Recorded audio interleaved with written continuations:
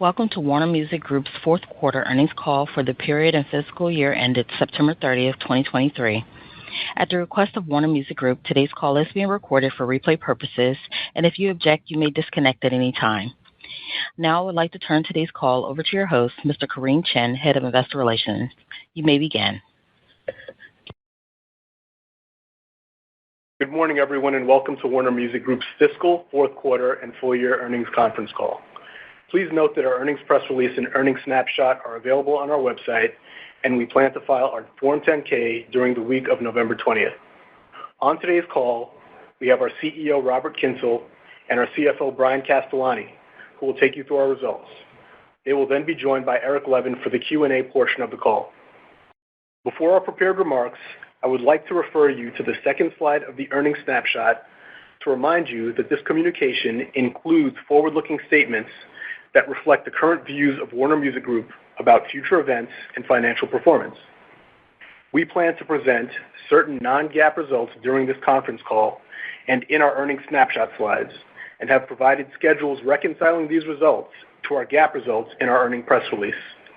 All of these materials are posted on our website. Also, please note that all revenue figures and comparisons discussed today will be presented in constant currency unless otherwise noted. All forward-looking statements are made as of today, and we disclaim any duty to update such statements. Our expectations, beliefs, and projections are expressed in good faith, and we believe there is a reasonable basis for them. However, there can be no assurance that management's expectations, beliefs, and projections will result or be achieved. Investors should not rely on forward-looking statements because they are subject to a variety of risks, uncertainties, and other factors that can cause actual results that differ materially from our expectations. Information concerning factors that could cause actual results to differ materially from those in the forward-looking statements is contained in our filings with the SEC. And with that, I'll turn it over to Robert. Thanks, Kareem, and good morning, everyone. I'd like to warmly welcome Bryan Castellani, who joined us as CFO last month. Bryan spent more than 2 decades at Disney, most recently as CFO of Disney Entertainment and ESPN. We're excited he's part of our team now. I'd like to say a heartfelt thank you to Eric Levin, who's been our CFO for the past 9 years. Eric has brought smart, steady financial leadership to WMG during a transformational period for the industry and our company. Given this quarter was his last as CFO, he'll be available for Q&A. I have no doubt you'll join me in wishing him the very best as he moves into retirement in January. I'm happy to say our Q4 performance continued to deliver on the second half improvement that we promised on our Q1 earnings call. Led by an acceleration in our streaming revenue, Q4 revenue and adjusted OIBDA grew 5% and 18% respectively. We also saw robust margin expansion of 230 basis points. For the full year, we reached a key milestone in eclipsing $6 billion of revenue for the first time ever. Our revenue and adjusted OIBDA grew 4% and 10% respectively, and we delivered 120 basis points of margin expansion. Importantly, operating cash flow conversion was 56% of adjusted OIBDA. With industry tailwinds at our back and a solid slate of new music to start the year, we've headed into fiscal 24 with strong momentum. As always, everything we accomplish begins with our amazingly talented artists and songwriters. In recorded music, the diversity of our artist roster was showcased by a range of success stories, from the global phenomenon of the Barbie soundtrack to the breakthrough country superstar Zach Bryan, with whom we also signed for publishing this year. Warner Records artist Kenya Grace scored a global hit with Strangers, which rose to #1 on Billboard's Dance and Electronic chart. In the UK, we celebrated #1 albums from Ed Sheeran, Burna Boy, Blur, and Liam Gallagher. And in Japan, Misamo, made up of members of the supergroup Twice, hit #1 with their first album. We continue to bolster our local success in multiple territories across the globe. We had #1 hits by Gobs in Denmark, Jarton Lauritsen in Norway, Aiva, Anna, and Capo Plaza in Italy, Elva Xiao in China, and Jocelyn Royale in India, just to name a few. At the same time, we brought bold, inventive thinking to attracting new fans to our legendary artists and classic recordings. Recent examples included a new deluxe edition of Talking Heads' Stop Making Sense, the 15th anniversary of Slipknot's All Hope Is Gone, and the 20th anniversary of Linkin Park's Meteora. With Madonna on tour, it's been a pleasure to find new ways to create cultural moments around her iconic career. These include a series of remix albums, the special Pride edition of her box set containing 50 #1 tracks, and the celebratory viral campaign, We Love Madonna. In music publishing, our powerful momentum continues as Warner Chappell writers contributed to 8 out of 14 Billboard #1 spots in Q4, including Zach Bryan's I Remember Everything and Last Night by Morgan Wallen. We're always expanding our publishing roster and have recently signed hotly contested deals with up-and-coming stars Kali and Leve and Maria Becerra. We're always reinvigorating our incredible publishing catalog, which includes evergreen copyrights from composers such as George Michael, who was just inducted into the Rock and Roll Hall of Fame, Gamble and Huff, Van Morrison, and Stephen Sondheim. As we speak, there are 3 Sondheim musicals running in New York, including a revival of Sweeney Todd starring Warner Records star Josh Groban, which was just nominated for a Grammy. Looking forward to a new fiscal year, I'm even more optimistic than I was when I started. We're excited about the trends we're seeing in the industry and energized by our plans to capitalize on them. Let's start with the industry. It bears repeating, music is the most popular form of entertainment, and it's only getting bigger. Our addressable market encompasses virtually everyone on the planet. Growth in the music business is now well aligned with the opportunities constantly being created by the ongoing global penetration of smartphones and internet service. Ever since I arrived at WMG, I've been laser focused on how we can realize the true value of music. I'm grateful to all of our partners who are leaning in and figuring out how we make positive changes together. We're taking a 2-pronged approach. First, price optimization. I see this as the most immediate and impactful growth lever for our industry. A more sophisticated and dynamic approach to consumer pricing will benefit the streaming platforms, music companies, artists, and songwriters, the entire ecosystem, driving greater investment and innovation. In the last year, we've seen the first round of subscription price increases across every major DSP, and we strongly believe there is a greater pricing opportunity in the future. Second, the evolution of royalty models. We've been consistently clear that streaming services should ascribe more value to what their customers value most. It's the creativity of popular artists and songwriters that delivers subscriber engagement and growth. To state the obvious, premium music should be better compensated than low-quality filler or functional music. We were delighted to work with Deezer to help shape their new approach to rewarding premium music. Look out for similar developments with other partners in the coming months. While these proof points represent a good start, they're just that. We will continue to work collaboratively with our partners to align behind the long-term growth of the industry. I just told you why we're excited about the music industry. Now let me explain why we're excited about Warner Music Group specifically. The future of music will be forged at the intersection of creativity and technology. With that in mind, we're carving out a distinctive proposition through the combination of the following. 1, a deep, iconic catalog, as well as up-and-coming talent and thriving superstars. 2, global scale with strong local capabilities in the discovery and promotion of talent. 3, the ability to use technology as a force multiplier on the previous 2 attributes. Our commitment to each of these key areas is always underpinned by our focus on financial discipline, and we're constantly challenging ourselves to operate more efficiently and effectively. As a rule of thumb, our recorded music revenue is evenly split among 3 release vintages: new releases, which are less than 3 years old; shallow catalog, which is more than 3 but less than 10 years old; and deep catalog, which is more than 10 years old. We invest in A&R and marketing across each of these vintages to create a consistent flow of music from our artists and songwriters all around the world, past, present, and future.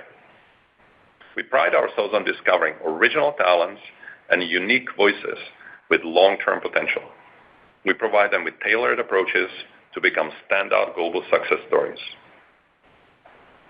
Think one-of-a-kind, genre-defying artists like Bruno Mars, Ed Sheeran, Cardi B, Dua Lipa, Zach Bryan, and many more.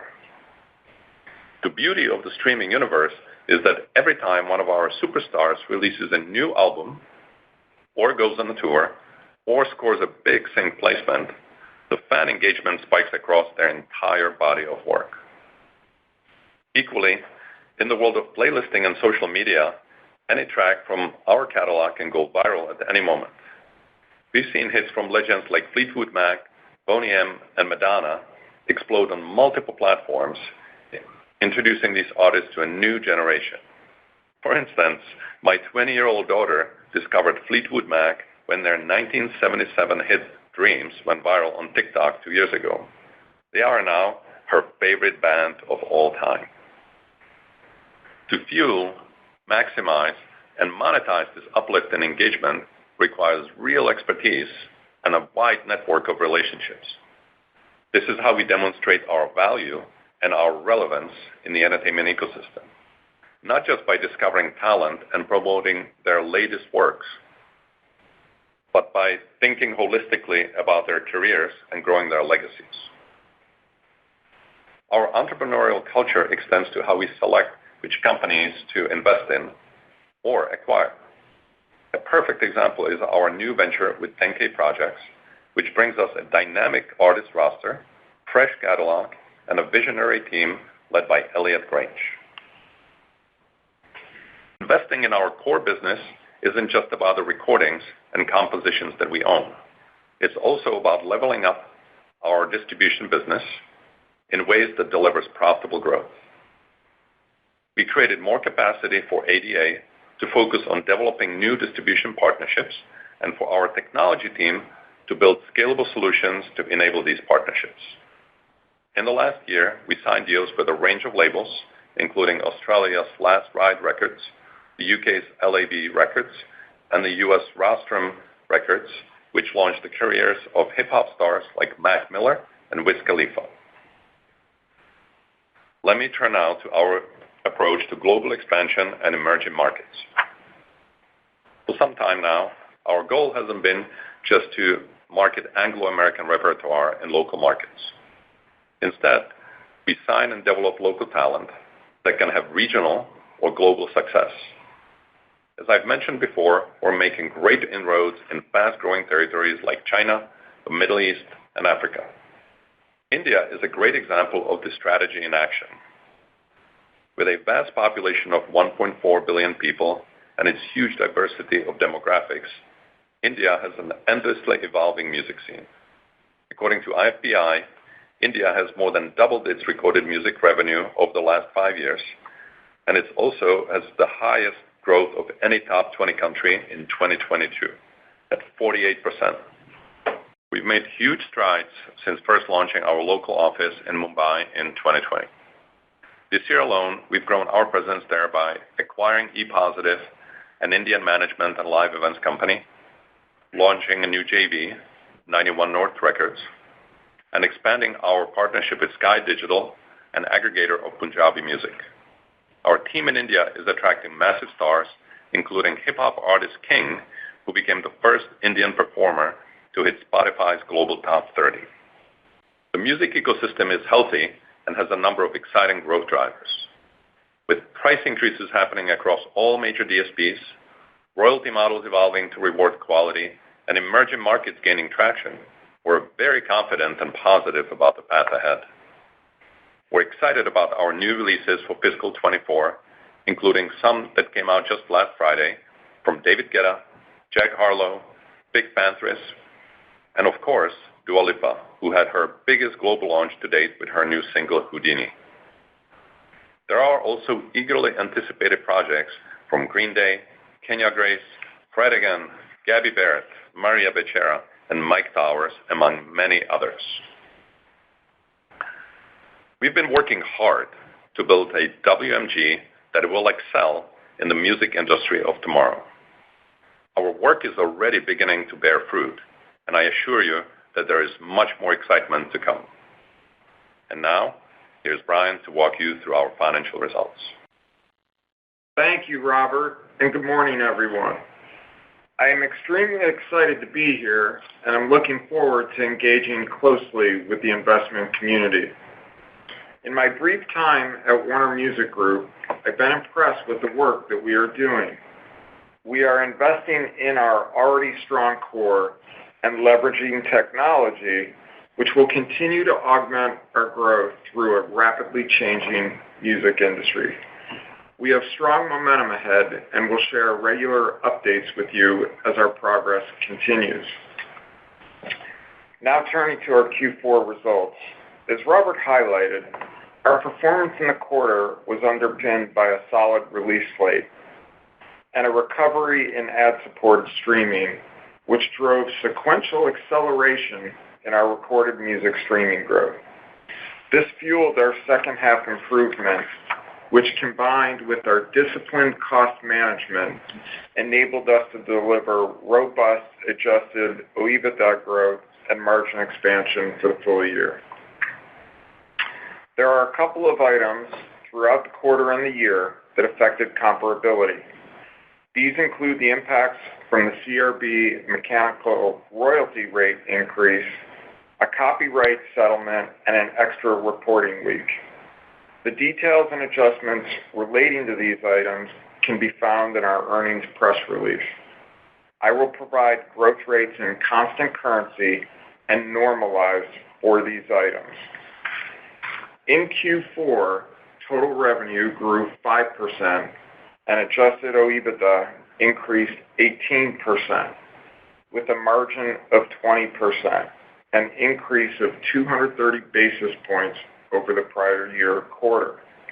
On a normalized basis, total revenue grew 6% and adjusted OIBDA increased 31%, with a margin of 19.9%, an increase of 370 basis points over the prior year quarter.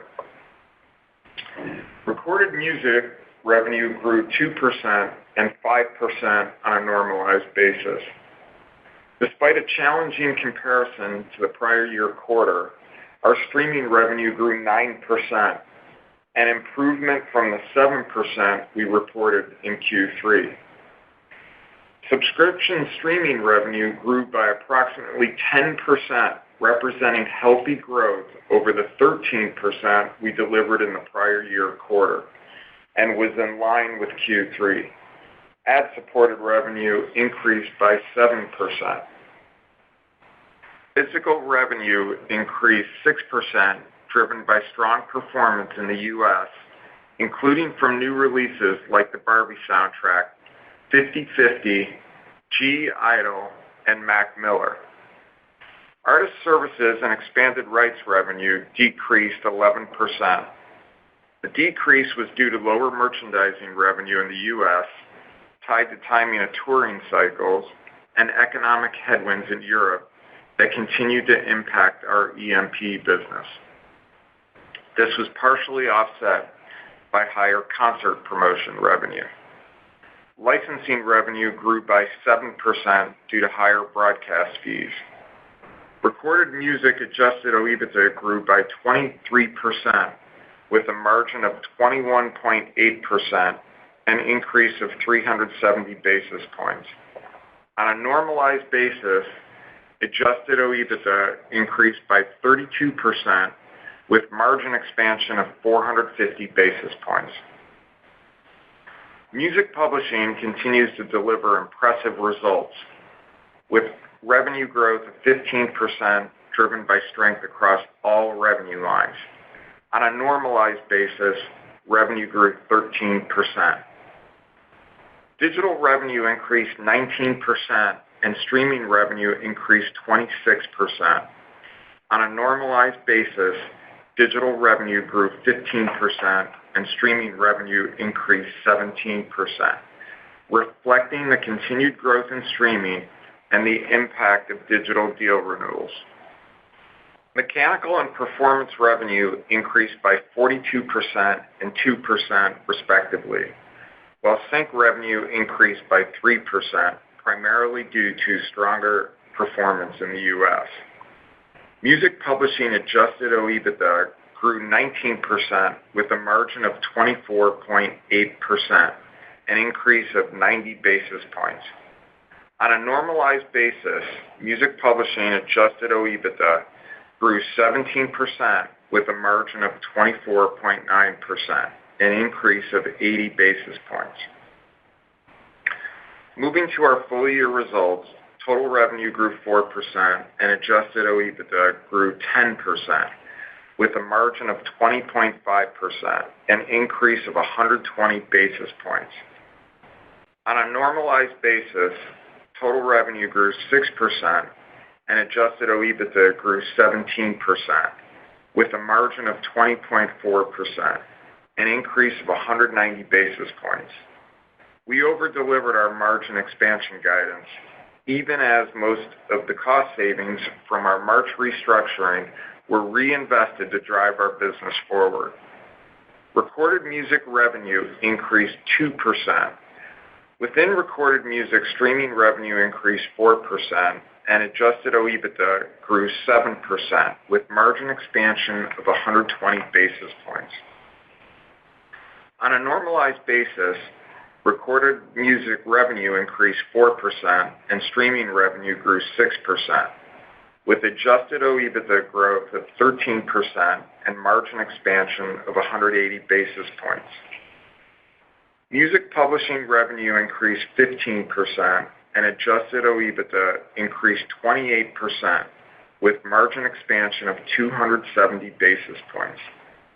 On a normalized basis, music publishing revenue increased by 16% and adjusted OIBDA increased by 28%, with margin expansion of 270 basis points. We continue to successfully launch certain components of our financial transformation program in select territories. The program remains on track to meaningfully roll out later this fiscal year and into FY25. Once fully implemented, we expect the program to yield annualized run rate savings of $35 to $40 million. Q4 CapEx of $38 million was the same as the prior year quarter. Q4 operating cash flow decreased 17% to $338 million from $406 million in the prior year quarter. The decrease was primarily driven by working capital items, which included higher royalty advances and the timing of digital deal renewals. Free cash flow decreased 18% to $300 million from $368 million in the prior year quarter. For the full year, operating cash flow decreased 7% to $687 million, and free cash flow decreased 8% to $560 million. We delivered operating cash flow conversion of 56% for the full year, in line with our target of 50 to 60% over a multi-year period. As of September 30, we had a cash balance of $641 million, total debt of $4 billion, and net debt of $3.3 billion. Our weighted average cost of debt is 4.1%, and our nearest maturity date is in 2028. While growth was muted in the first half as we had some release schedule softness, we recovered to end the year on solid footing and already have momentum in 2024. We are off to a strong start with new releases from Dua Lipa, David Guetta, Jack Harlow, Pink Pantheress, and many others. As we look ahead to the fiscal Q1, I want to call out a couple items that will impact comparability. First, we announced that our digital distribution agreement with BMG will end. To frame the impact, the total revenue contribution from BMG in fiscal 2023 was approximately 4% of total recorded music digital revenue, with negligible contribution to adjusted OIBDA. BMG has already started to bring its digital distribution in-house, and it will be largely rolled off by the end of October 2024. The impact to our Q1 24 recorded music digital revenue will be approximately $15 million, as both Spotify and Apple will transition this month. This impact will increase in Q2 and beyond, as we will see the full quarter impact from the roll-off of these DSPs and as BMG gradually brings other digital partners in-house. We will also discontinue BMG's physical distribution by the end of October 2024. BMG's physical distribution revenue represented less than 2% of our recorded music revenue in fiscal 2023. We will provide details going forward and disclose normalized growth adjusted for the impact of these items. Second, we have granted a licensing agreement extension for a catalog that will have a one-time favorable impact on recorded music licensing revenue and adjusted OIBDA of approximately $70 million in fiscal Q1 2024. While this is a multi-year licensing agreement extension, the revenue and adjusted OIBDA will be fully recognized in Q1. Our goal is to deliver healthy top-line growth, margin expansion, and cash flow conversion on a consistent basis. 2024 has started with much stronger momentum than we had entering 2023, and we expect our slate to build throughout the year. We will invest more heavily in A&R and marketing in 2024 to ensure the success of our slate. We still expect to deliver approximately 100 basis points of margin expansion for the full year, which will be back half-weighted, as well as 50 to 60% of operating cash flow conversion on a multi-year basis, in line with our targets. The momentum in the music entertainment business is strong, and we continue to position ourselves for long-term success and growth. Before I close, I also want to take a moment to thank Eric. His contributions to Warner Music Group and leadership of the finance team have been immeasurable. I'm grateful for his and the team's support in such a smooth transition. Thank you to everyone for joining us today. We'll now open the call for questions. Thank you. As a reminder, to ask a question, please press star 11 on your telephone and wait for your name to be announced. To withdraw your question, please press star 11 again. Please stand by while we compile the Q&A roster. Our first question comes from the line of Omar Mejas with Wells Fargo. Your line is now open. Good morning, guys, and thank you for taking my questions. Robert, maybe first I wanted to ask, as you continue to evaluate some of the necessary investments to better position the company, how do you think about the balance between investment in A&R versus tech? And second, now that you've freed up some resources in ADA, how should we think about your priorities to drive growth and maximize ROI in that business going forward? Thank you. All right, thank you. Thanks for the question.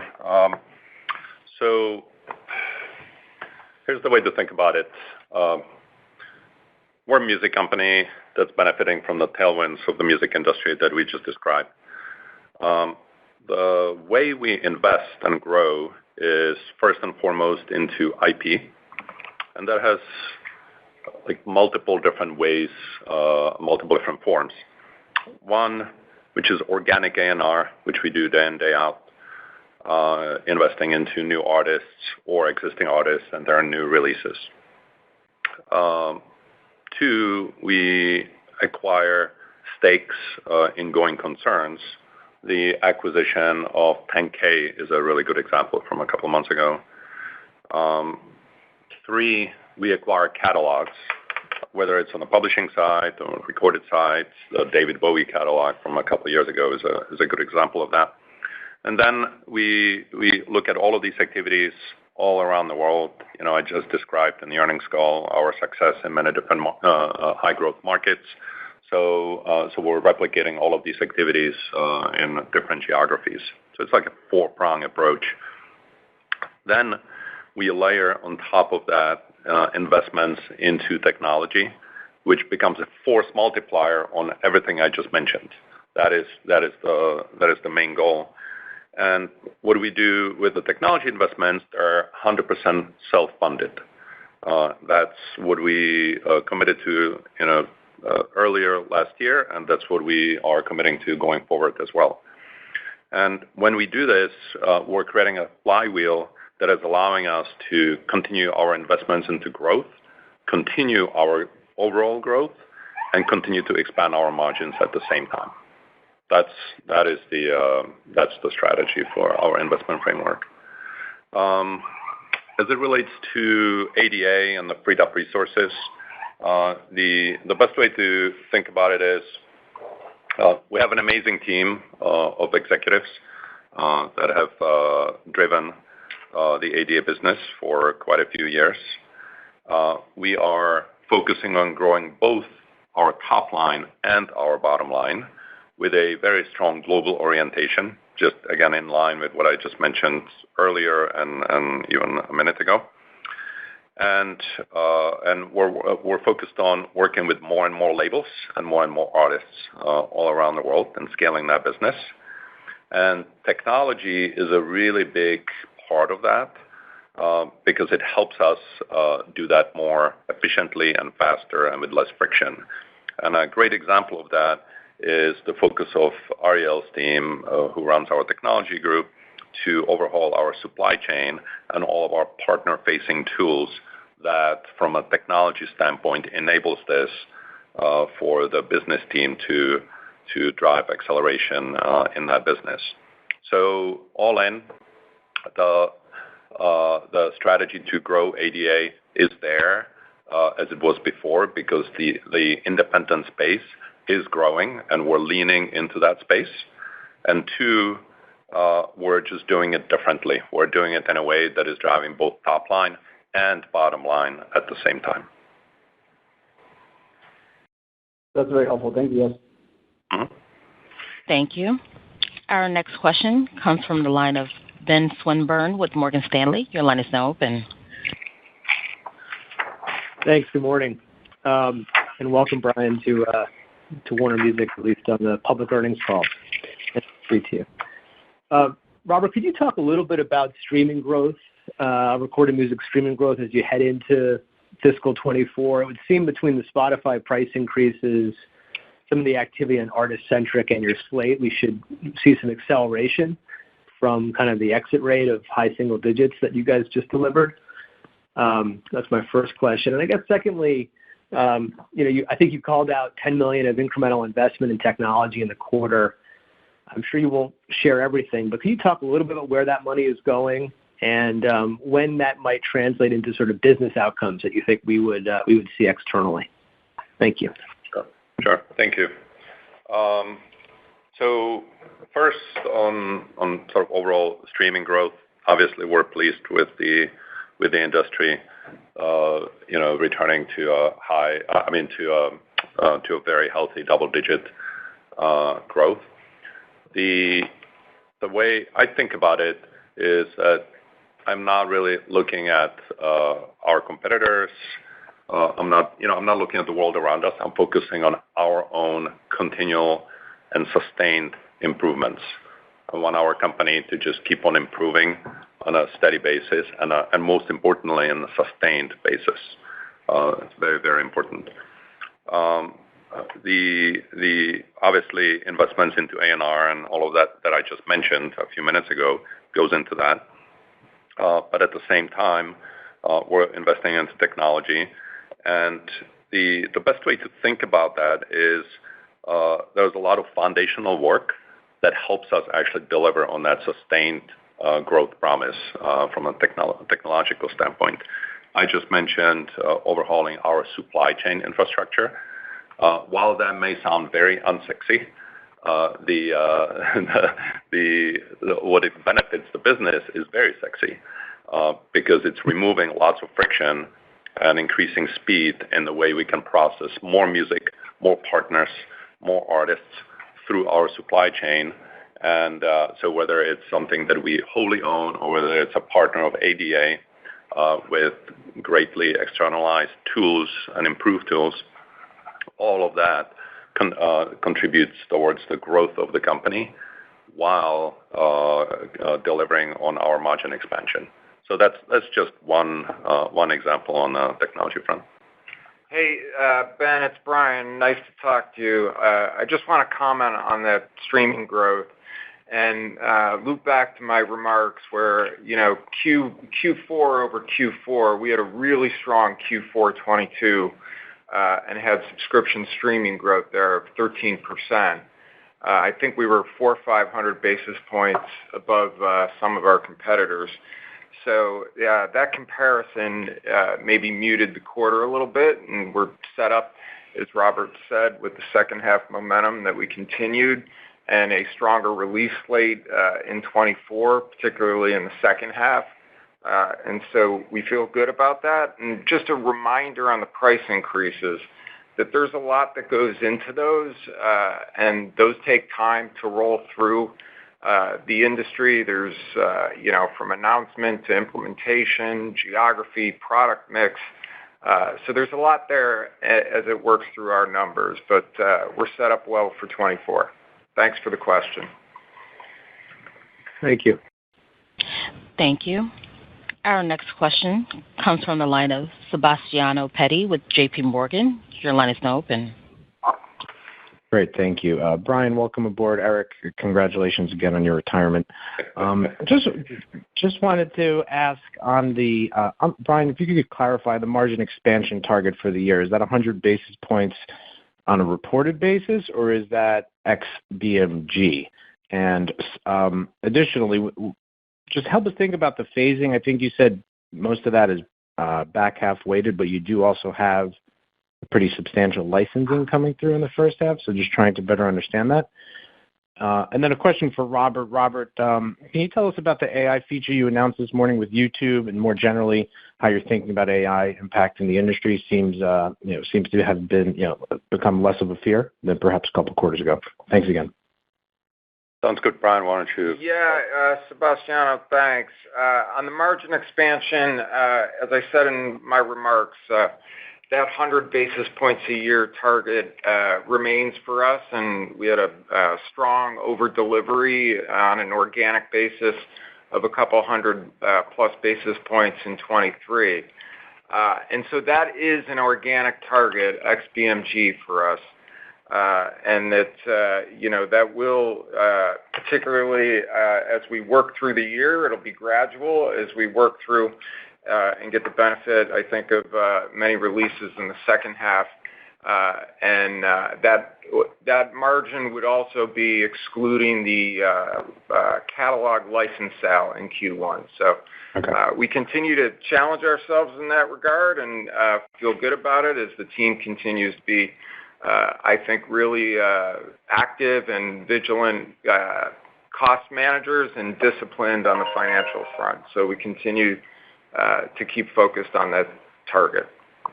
All right. Let me take the second part of the question on the beta that was announced this morning with YouTube, the AI beta. So first, I'd like to actually point out to the significance of this, which is, imagine in early 2000s if the file sharing companies came to the music industry and said, would you like to experiment with this new tool that we built and see how it impacts the industry and how we can work together? It would have been incredible. Obviously, that didn't happen.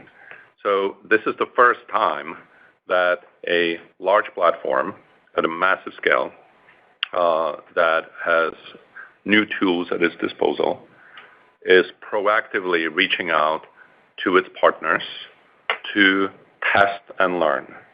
And I just want to underscore the significance of this kind of engagement and the sort of the orderly fashion in which this is happening. And I really applaud YouTube and DeepMind, all of Google, and our counterparts in the industry who are participating in this, because this is the right way to engage. Whenever I say responsible engagement with our partners, this is precisely what I mean.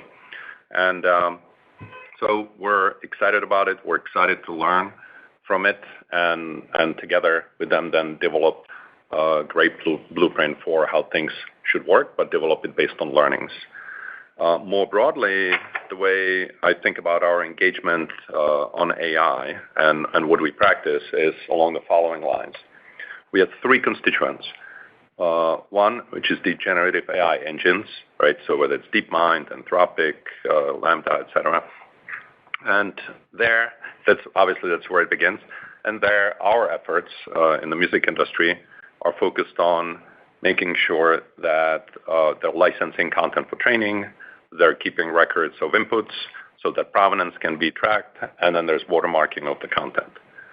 The second group is the platforms where most of the content, irrespective of where it will be created and by which tools, will end up, because people who are creating will want views or streams or lots of user engagement. And with the platform, so YouTube, TikTok, Instagram, et cetera, obviously those are the platforms, Spotify. We're focused on three things, which is control, attribution, and monetization. And all of those wrapped in choice, for artists and songwriters, making sure that they have a choice. And we have a blueprint from all of our work on user-generated content over the past 15 years or so, which created a multi-billion-dollar industry on an annual basis for the music industry. So we just need to now write the fine print for the AI age together with them. And then the third set of constituents is governments. And over there, we are both through our trade organizations as well as ourselves working hard to make sure that regulation around AI respects the creative industries, the music industry specifically, from our standpoint, that licensing for training is required, and also that name, image, likeness, and voice is afforded the same protection as copyright. And I personally have spent time over the last month with leading politicians on these issues and regulators in London, Brussels, Tokyo, and a few others in DC, and a few other cities around the world. So lots of effort underway, but I'm really excited and positive about the YouTube beta. Thank you. Thank you. Our next question comes from the line of Batya Levi with UBS. Your line is now open. Great, thank you. Can you provide a bit more color on the recent deals you've signed with the DSPs and some of the benefits you expect to see beyond the price increases we've seen at them? And a second question in terms of acquiring new catalogs, can you talk what you're seeing in the market right now? We've seen some activity among the smaller labels. What do you think about valuations and availability of new IP? Thank you. Sure, thank you. So, we obviously don't talk about the details of our DSP agreements, but what I can say, in the most recent one with Deezer, we're really excited to work with them on what was the second prong of our driving the value of music strategy, right? The first prong is price optimization, and second one is new royalty models, and that's where this one is falling in. And we again really like it when we're engaging with our partners. And again, I'm stressing that it's not just one company, that you have multiple companies in the industry doing so. That's really, really important because, again, from my experience on the DSP side, if you just have one engaging with you, yes, it's helpful, but not that helpful because you need to scale things appropriately across the ecosystem and the industry. So I'm always focused on the fact that it shouldn't be just us or it shouldn't be just the other guys. It should be multiple large companies, independents, as many of us working together, trying to develop better models and drive the value of music. So we're committed to doing that on multiple fronts. And we want to make sure that, the better value for music is reflected, that value is reflected better. And I forgot the second part of the question. Catalog acquisitions. Yes. I look at catalog as our natural resource in general. It's incredible. The catalog that Warner Music Group has is priceless. It's a gift that keeps on giving. And I use the example of my 20-year-old daughter who 2 years ago discovered Fleetwood Mac and became their biggest fan. That says everything, right? And that is what drives big driver of the value of our company, and then all of our efforts to keep on creating new catalogs through new releases and finding new stars, etc. that we mentioned. Zach Bryan is an amazing example of that. Obviously, there's been a lot of catalog sales over the last few years, that drove up valuations. I think we're starting to see all kinds of fluctuations in that space, and we are very active, and we're watching things in all geographies, and it's a really big part of our focus to make sure that we're opportunistic and strategic at the same time about deploying our capital at the right price, where we through our predictions see strong and growing performance of the underlying entities. Yeah, and I would just add on that capital allocation that Robert mentioned, and I think he had mentioned it before as well. We were always looking to invest in A&R and new artists and licenses. There's also JVs like 10K we can do that through. And then there is the purchase of catalog that is certainly a big part of our business that we continue to mine, and their value continues to grow. And then that's supplemented by marketing and tech investments to, pour some fuel to grow those returns. But overall, we look at this through the lens of how do we drive our return on invested capital and keeping that and growing it in the high teens. That's great. Just a quick follow-up. I think, Robert, last time you had mentioned that you did not renew with Spotify yet. We seem to think that you have since then. Would you be willing to provide an update? Thank you. Yeah. So generally, we do not provide updates on timing of our deals. So I would say speculating on those is probably not the best practice, and there's really nothing to announce. And when we have something, we will, but there's nothing of note to speak of. That's fair. Thanks so much. Mm-hmm. Thank you.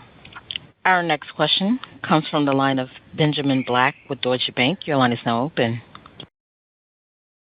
Great. Good morning. Thank you for taking my question. Robert, I just want to go back on your comments around sort of optimized retail pricing. So, beyond just broad-based price increases, what would that entail? Are you sort of speaking about the introduction of new tiered segments in the market a little bit differently? Sort of how should we be interpreting your comments there? Could you just dig into that a little bit? And then my second question is on the advertising side of the business. So, what are we seeing in terms of recorded music ad-supported revenue if we exclude the impact of some of these new platform deals? And just looking forward, can you sort of talk about sort of the ad market environment and how we should think about ad-supported revenue going forward? Thank you. Sure. So I think it's for price optimization. I think it's really important to sort of broaden the scope of thinking. And I don't mean, I mean this both for our partners as well as for ourselves, the suppliers. And let me give you an example. Aside from obviously everything that I said before, which is catch up to inflation, get ahead of inflation, compare yourself to other industries, understand price elasticity, all of those things, right? Those are sort of basics. And so I'm not going to go back into that. But there are other things to look at. For instance, the relationship and the ratio of family plan pricing relative to individual plan pricing. Is it at the right place? So even as price increases are happening, is the ratio of these two correct? You can go further and widen the aperture further by looking at China. There are no family plans in China. There are only individual accounts. Another example from China is that while you have a subscription on Tencent, certain artists or bands are selling their LPs on top of the subscription. And it is so useful to have a really broad aperture on all of these things and not just think myopically through how things happen and only look at the dials within that. And I just gave you only 2 examples. There are others, and there's just so many different ways to think through this.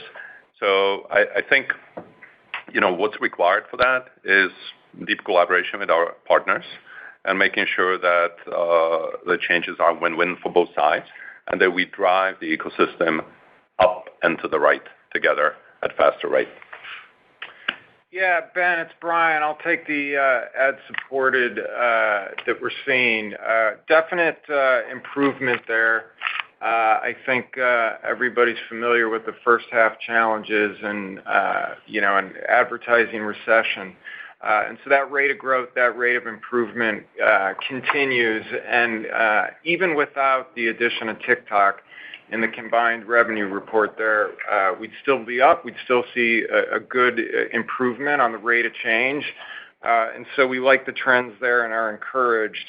Also encouraged, I think, by even what Spotify's remarks were, and that I think as you look across, I think performance and streaming probably being stronger, performance and targeted advertising in the streaming space being stronger than the larger advertising space. And so it sets it up well for 24, and we feel good about the outlook there. Fantastic. And Eric, congrats on a great run. Wish you all the best in your retirement. Thank you. Thanks, Ben. Appreciate it.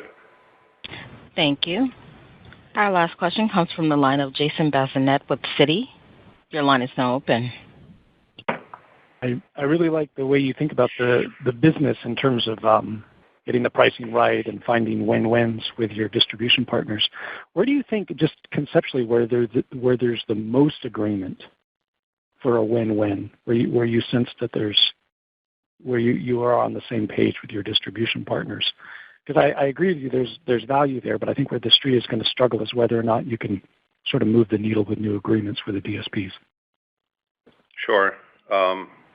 I think earlier during my opening monologue, I said there's been great progress, but that it's just a start.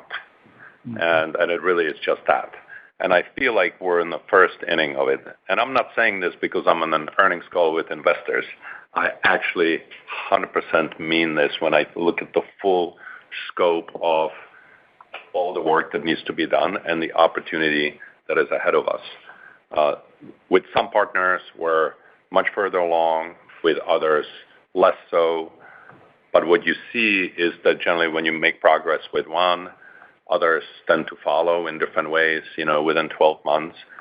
So we are taking a prioritized approach to this. I think the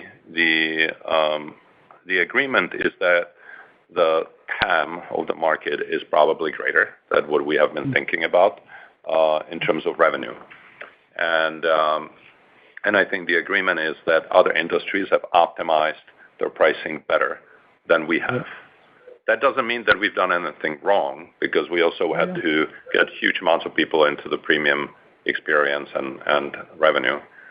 I think what we have to figure out is how they get wins through this process in a way that it drives wins for us. And that's where there are different ways, and this goes to the aperture broadening a little bit, that we have to think through different ways, not just the ways that we've been used to thinking about. And a lot of this work takes a while. These things don't happen overnight, but it's important that it begins and that it's done in a deeply analytical fashion, because that is what the DSPs will do, and that it's done in a collaborative fashion because they need to bring the industry on, not just one or two partners. So that's what we're focused on. I just want to close with one last thing to add, which is this weekend I was just listening to some music on Spotify, and then I looked at their charts just on my phone, and right there on my screen I saw number 2. This was in the U.S. Number 2, "Loving on Me" by Jack Harlow, our artist. Number 3, "I Remember Everything" by Zach Bryan, our artist. And number 4, "My Love, Mine, All Mine" by Mitski, who is with us on publishing. And I took a screenshot of that, and this is my favorite screenshot of this year. 3 of the 4 on Spotify in the U.S. with us, and it's just a great testament to our teams who, in the beginning of the year, when I was on my first earnings call, I was sick, my voice was really bad, and we didn't have the best results, and we said, we know what we're doing, we will deliver through the year, and we have, and the team has done it, and it's just amazing to be able to see the deliveries. I just want to thank the entire company for hustling and doing that, and we commit to do that forward again. And I want to be the last one to say, again, thank you, Eric, for everything that you've done for the company. And, we may call on you here and there to take you out of your boredom, but thank you. It's been amazing to have you, and thank you for all your contributions. Thanks, bro. Appreciate it. Thank you. This concludes today's conference call. Thank you for participating. You may now disconnect.